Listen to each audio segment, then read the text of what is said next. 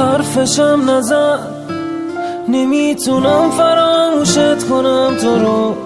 رفتنی شدی، یه لحظه گوش نمیدی حرفای منو. میری یا کسی نمیتونه واسم شبیه تو بشه. بغض تو چشام برای موندنت مثل یه خواهشه.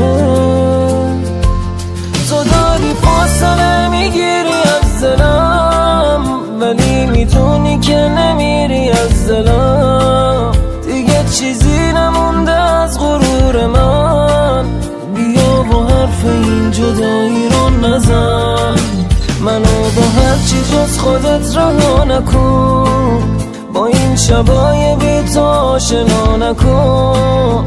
میترسم از خودم که کم بیارم و یه روزی حس کنم دوست ندارم و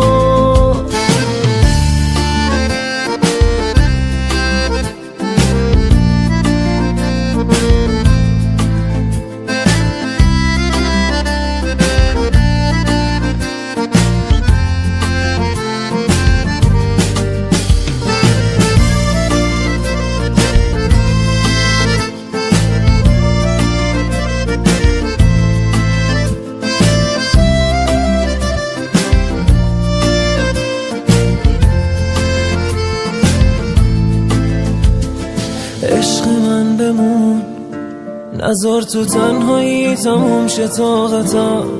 حتی این روزا بدون تو جلو نمیره ساعتم.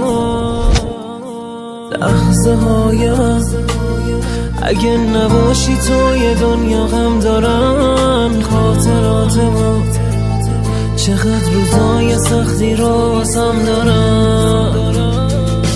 تو داری فاصله میگیری از دلم، ولی میدونی که نمیری از دلم.